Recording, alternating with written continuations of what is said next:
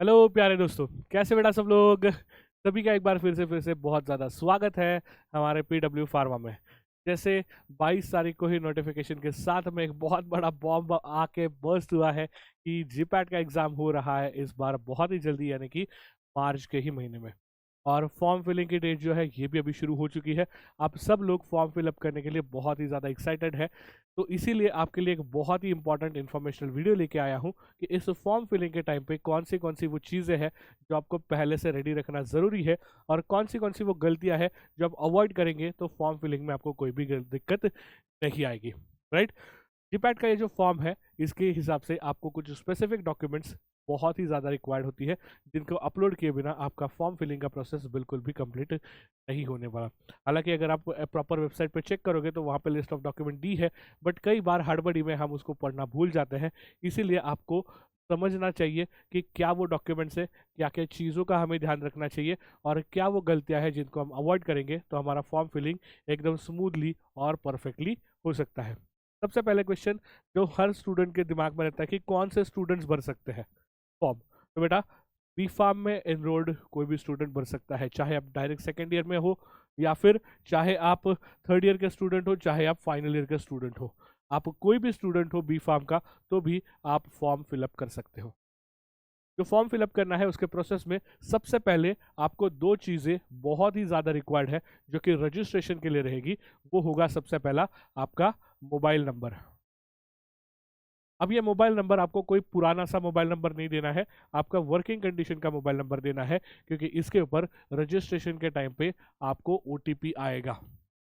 अब काफ़ी सारे दोस्त, हम सबको पता है, 3-4 दोस्त मिलके एक साथ फॉर्म भरने बैठेंगे। तो जब मोबाइल नंबर भरते हैं यहाँ पे दूसरा एक ऑल्टरनेटिव मोबाइल नंबर का भी ऑप्शन आता है।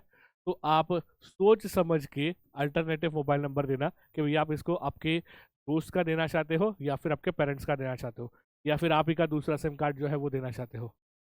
क्योंकि गड़बड़ी में कहीं मेन मोबाइल नंबर का कुछ इशू हो गया तो बाद में अल्टरनेटिव मोबाइल नंबर ओटीपी के लिए काम में आने वाला है। तो इस हिसाब से इसको सोच समझ के देना।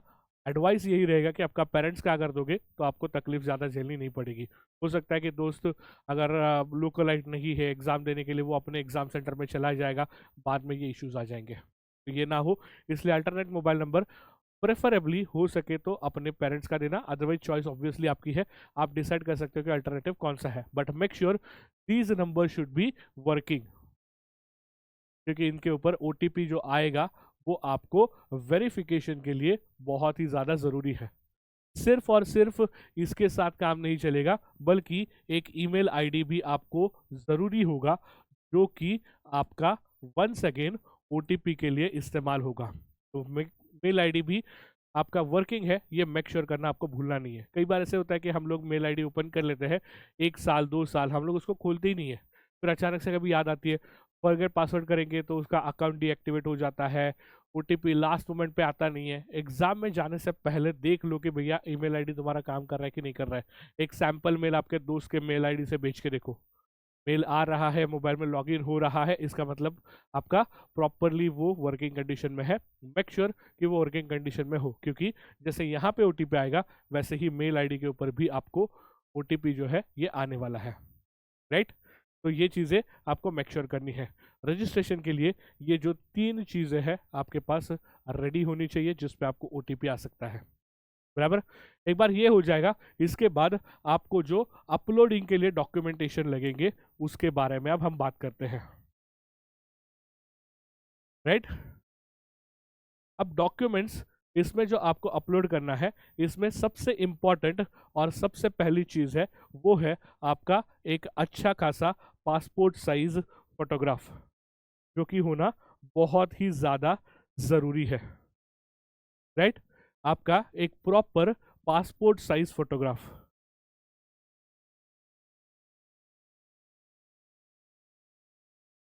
ना you have to make sure कि बेटा ये फोटोग्राफ वाइट बैकग्राउंड पे होना बहुत ज़रूरी है।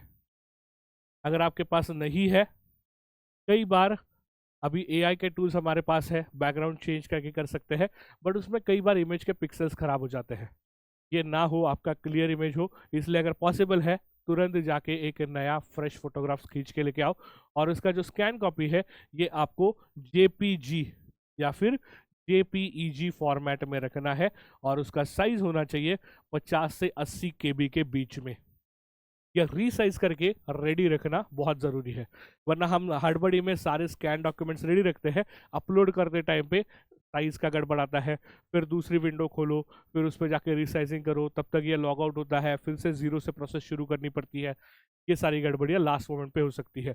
तो पासपोर्ट साइज फोटो जो कि वाइट बैकग्राउंड में होगा, JPEG फॉर्मेट में या फिर JPG फॉर्मेट में, और उसका फाइल का साइज 50 से 80 KB का होना भी बहुत ज़रूरी है। इसी के साथ जो दूसरा इंपॉर्टेंट फोटो होगा वो होगा आपकी एक क्लियर सिग्नेचर जो कि रीडेबल हो।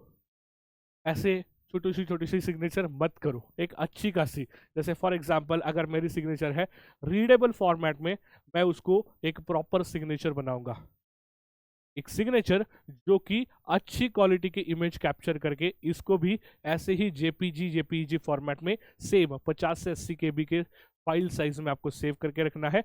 और इसी के साथ साथ होगा आपका लेफ्ट हैंड का थंब इंप्रेशन,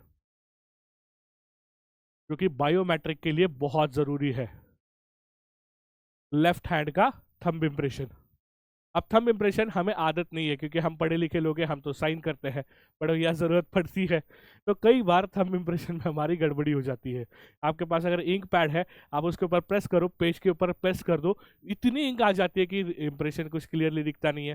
तो आइडियली क्या करते हैं बेटा कि एक रफ पेपर ले लो, उसके ऊपर 2 3 4 अलग अलग प्रिंट लेके देखो।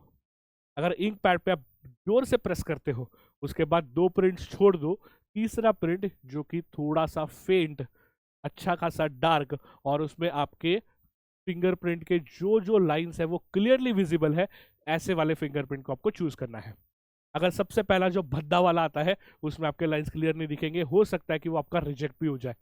ये चीज से हमें बचना है, तो इसलिए आपको करना क्या है, आपको एक परफेक्टली विजिबल ऐसा फिंगरप्रिंट लेके जाना है। फिंगरप्रिंट का भी फोटो खींचना है सिग्नेचर के साथ में ही, उसका भी वैसे ही फोटो कन्वर्ट करके JPG फॉर्मेट में, और 50 से 80 KB का आपका फाइल साइज रहेगा, उसमें उसको आपको फिट करना है। अपलोडिंग के लिए ये कुछ बेसिक डॉक्यूमेंट्स आपके लिए बहुत ज़्यादा ज़रूरी है। इसके अलावा जो इंपॉर्टेंट चीज़ें आपको ज़रूरत होगी वो होगी अब आपकी मार्कशीट्स। वो होगी अभी मार्कशीट्स। अगर आप सेकेंड ईयर स्टूडेंट हो तो आपकी फर्स्ट ईयर बी फार्म की मार्कशीट, अगर आप सेकेंड ईयर स्टूडेंट हो तो सॉरी अगर आप थर्ड ईयर के स्टूडेंट्स हो तो आपकी फर्स्ट ईयर और सेकेंड ईयर की मार्कशीट, अगर आप फाइनल ईयर स्टूडेंट हो तो आपकी फर्स्ट ईयर, सेकेंड ईयर और थर्ड ईयर की मार्कशीट, अगर आप ड्रॉपर स्टूडेंट हो first second and fourth year, चारों की ही मार्कशीट्स। अब ये जो होंगी आपको PDF फॉर्मेट में, .pdf फॉर्मेट में सेव करना है, और इसका साइज 1 MB से कम होना चाहिए, less than 1 MB। Individual files को आपको स्टोर करके रखना है, फर्स्ट ईयर की सेपरेट, सेकेंड ईयर की सेपरेट, थर्ड ईयर की सेपरेट और फोर्थ ईयर की सब्जेक्ट सेपरेट। अब यहाँ पे कई सारे स्टूडेंट्स का सवाल होता है, सर तो हम डायरेक्ट सेकेंड ईयर स्टूडेंट्स हैं, हम फर्स्ट ईयर की मार्कशीट कहाँ से लाए? कोई बात नहीं बेटा, आप डायरेक्ट सेकेंड ईयर हो, आपको डिप्लोमा के फर्स्ट एंड सेकेंड ईयर के जो आपके फाइनल मार्कशीट्स है, इसको स्कैन करके यहाँ पे रेडी रखना है। तो वहाँ पे आप डिप्लोमा फर्स्ट सेकेंड ईयर के मार्कशीट ऐड करोगे, उसके बाद आप डायरेक्ट सेकेंड ईयर का, फिर थर्ड ईयर का, फोर्थ ईयर का जो भी एप्लीकेबल है, ये सारे के सारे मार्कशीट आप वहाँ पे अपलोड कर सकते हैं। ठीक है, इसमें आपको मेक श्योर क्या करना है, हर फाइल सेपरेट हो, वो PDF फॉर्मेट में हो, और उसका साइज भी 1 MB से कम होना बहुत ही ज़्यादा ज़रूरी है। ये सारे के सारे डॉक्यूमेंट्स आपको अपलोडिंग के लिए बहुत ज़रूरी है, इसी फॉर्मेट में होना ज़रूरी है, अदरवाइज वो रिजेक्ट होगा, फॉर्म एक स्टेप आगे जाने से रुक जाएगा। तो मेक श्योर कि ये सारी की सारी चीज़ें लेके जानी है। और अब सबसे लास्ट, सबसे इंपॉर्टेंट चीज़, भाई लोग अगर जा रहे हो फॉर्म भरने, थोड़ा सा फेस वॉश कर लो, नहा धो के रेडी होके जाओ। लड़कियों थोड़ा सा प्यारा प्यारा मेकअप करके जाओ, क्योंकि लास्ट में आपका एक लाइव फोटो भी कैप्चर होगा, जो कि आपने अपलोड किए हुए इमेज के साथ हमें कंपेयर करने के लिए, वेरिफिकेशन के लिए बहुत ज़रूरी होता है। तो आप जो भी सिस्टम से अपलोडिंग कर रहे हो, अगर आप साइबर कैफे में जाते हो तो वहाँ पे तो सारे सिस्टम्स अवेलेबल रहते हैं, ये वेब कैम रहता है। अगर आप घर से कर रहे हो, मेक श्योर कि आपके लैपटॉप का या फिर सिस्टम का कैमरा काम कर रहा है, अच्छा खासा क्लियर फोटो उसमें कैप्चर हो रहा है। क्योंकि ये लाइव फोटो फॉर्म भरते वक्त जब तक आप नहीं खींचोगे, एक स्टेप आगे जाने से आप रुक जाओगे। तो वहां पे भूत दिख रहे हो जो शायद आपके अपलोडेड फोटो से मैच ना हो, तो कहीं आगे जाके कुछ प्रॉब्लम ना हो जाए, इसलिए अच्छे से नहा धो के फ्रेश रेडी होके उसके बाद में आपको फॉर्म भरना है। ये बेसिक चीजें हैं जिसकी आपको बहुत ही ज्यादा जरूरत पड़ेगी, राइट? तो बस ये सारी तैयारी के साथ में आप फॉर्म भरने की शुरुआत करो, ताकि आपको बीच में कहीं पे भी कोई भी रुकावट नहीं आएगी, ना ही कोई फाइल आपकी रिजेक्ट होगी। साइज जो बताया है, फॉर्मेट जो बताया है, make sure email ID and mobile number, उस पर ओटीपी आएगा जो अभी भी चालू होगा, एग्जाम के टाइम तक चालू रहेगा, ऐसा मोबाइल नंबर देने का प्रेफरेंस करो।